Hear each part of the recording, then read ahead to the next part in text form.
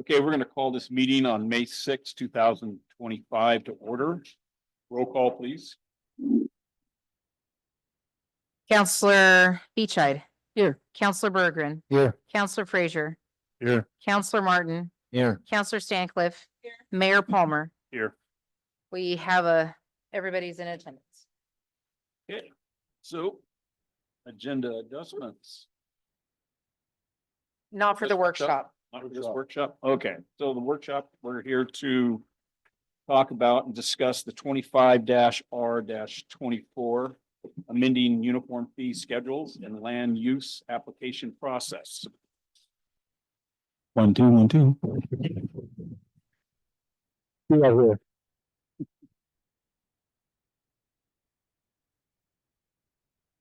That's usually. You guys were the kid. Yeah, but.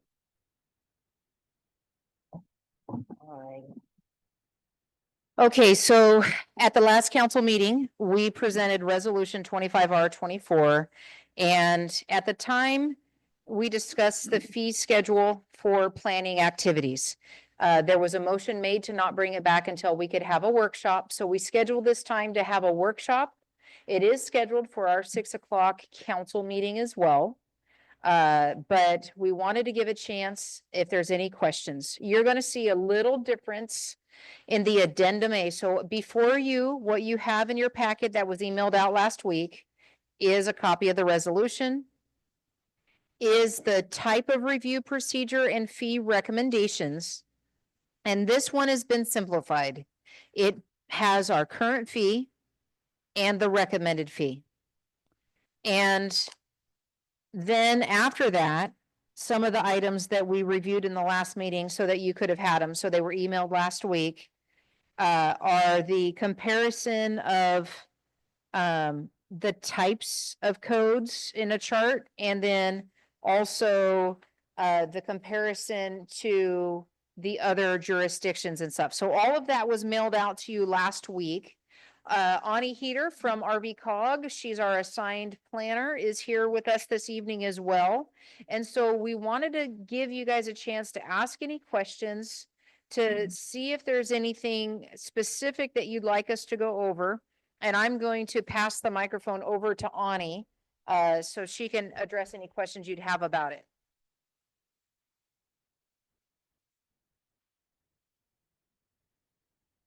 Counselors, questions?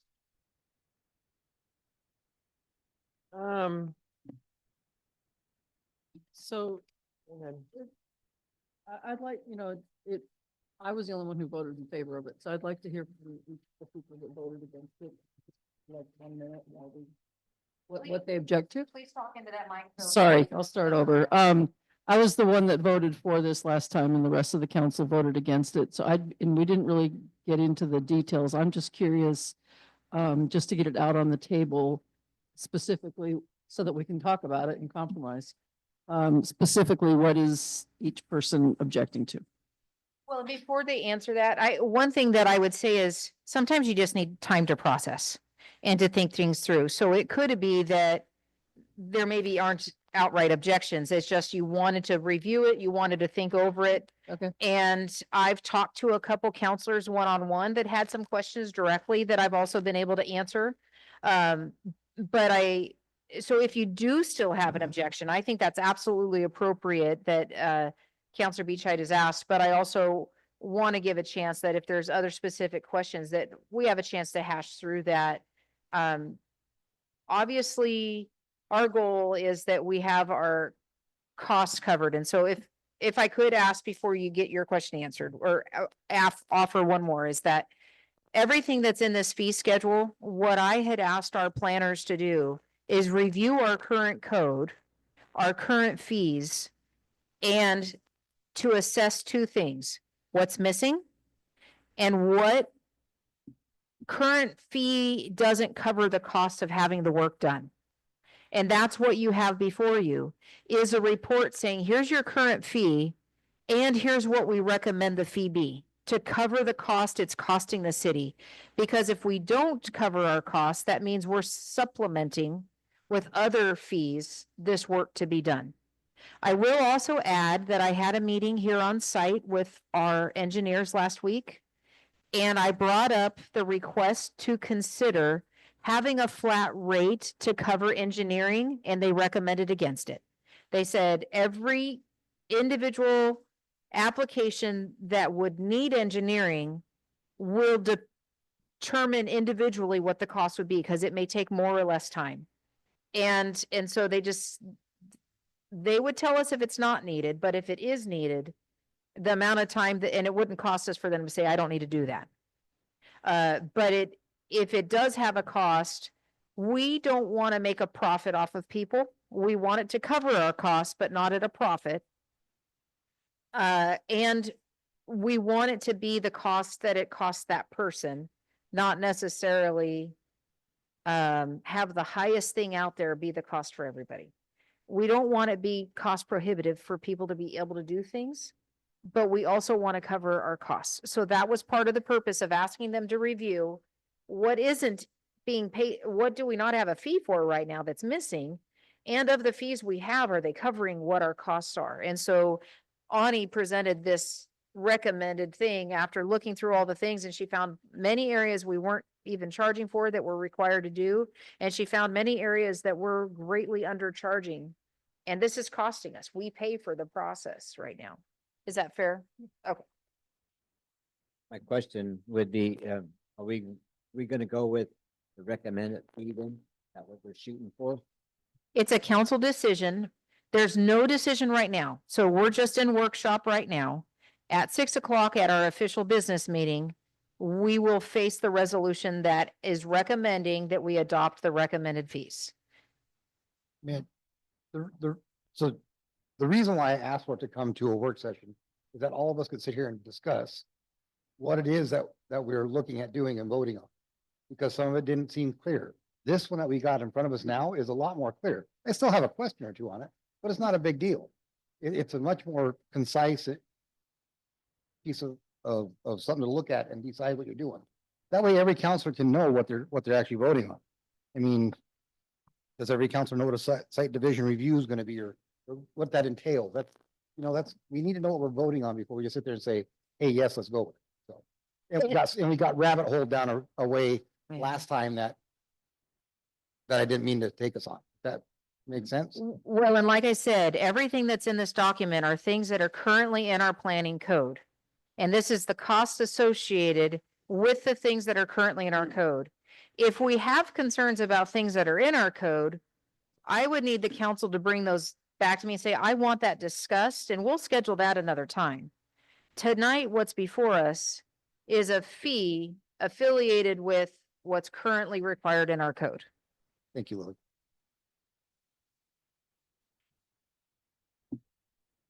So again, I have a question on this number on the very first one, the zoning clearance for a shed.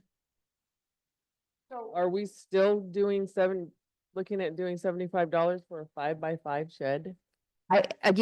That is a process question about what's required in the code, and I'm going to ask us not to get into that.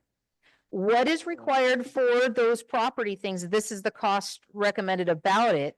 What those details are, we're not changing tonight. That's not before us. And we can try to look at all those individual processes, but that would be what I'd recommend to say, if we want to look at our code and the things that are required, we should do that on another time and another date. And because we can't change tonight what's required to have a permit or this and that, but this will cover the cost to get the permits that is currently required. And again, Sherry, I'll apologize because that's the rabbit hole we went down that I was misunderstanding. This is just the fees associated with whatever the code states we need to do. If you need to have a permit, this is the fee to get that permit. That's what she And just that's, yeah, just said. and that's where that's why I was clarifying, because that was Oh, my gotcha. misunderstanding. Gotcha. Thank you. Okay, Can I ask you to clarify, for me, what the difference is in the different types of review procedures? Yeah. I have a The type 1 review would be just a clear and objective review. It's very simple. And it's a ministerial review. The type 2. It doesn't require any public notice. Basically, we're just using the code to make a decision because it's very clear and objective that it meets or doesn't meet the code requirements.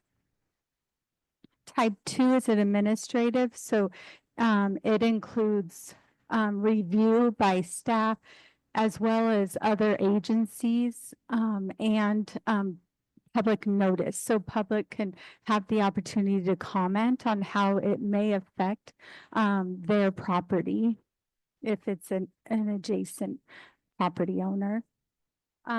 The type 3 is the quasi judicial. I always say that wrong. And that is taken before the planning commission. Staff prepare a report and provide a recommendation, but the planning commission would make the decision. And then some of them are recommended to council, correct? And then council would have the deciding, the opportunity to decide. And then legislative also, for zone changes and such, it does start with planning commission with a recommendation to the council. And those include public notice, and each of those types of review have notice requirements. So the type 2 would be all property neighbors within 100 feet. Type 3 would be 250 feet.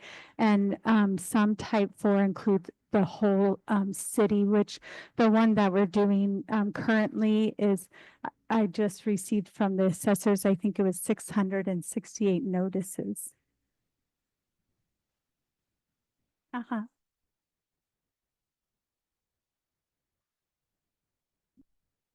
Are there any other questions that the council would have about this that I want to make sure we give you the time to ask? Again, this is just workshop, so we're just having extra time to discuss it. The actual time that a motion would be made or anything would be in the meeting. If you want something amended in it, in the resolution before the meeting, I would say, let us know what you would want changed. We would have a formal motion made in the meeting because it would not have been publicized ahead of time. But if you have thoughts about changes, now would be the time to make that, discussion, so you guys can talk through it, just not making any decisions.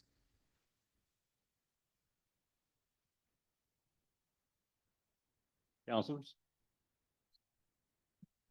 I'm actually good with everything on here. If there were not any other questions or any other things, we can end the workshop when you guys are completed. Take a break before the meeting starts at 6, but I'm not trying to rush you. I just want to make sure that we have the opportunity to answer any questions that you would have before that time. Well, I'd like to ask the questions. Does the counselors feel comfortable with what's in front of them right now to move forward on this? Just a quick question. So under property line and adjustments, including lot consolidations, classified as a type 1. Is there any reason why that would be classified as a type 2 or 3? The only time I've seen in my career where it would become a type 3 or 4 is when it requires a notification of neighbors and there's somebody contests it to happen. And then that would require it to be a higher level. And it would start with the planning commission, generally speaking. They would make a recommendation to go to the council. And that's based on my prior experience as a city councilor. I remember having to decide on property line adjustments, but it also is outlined in our code what those steps are and when that would be. And I don't have the full code in front of me at the moment, but that's what my personal experience has been. So my next question would be, if something was to have to go before the planning commission, is it automatically going to be a $500 or $1,250 fee to take it to the planning commission? It would. Because If the application was appealed, the Only if it was appealed. The initial thing that would be just a normal Typically, fee. based on the way the code's written, it would only go to the planning commission if it was appealed. Okay, thank you. That answers that. There we go. That's what I needed. I'm good. Any other questions? Okay, well, I'm going to adjourn this meeting for about a 10-minute break.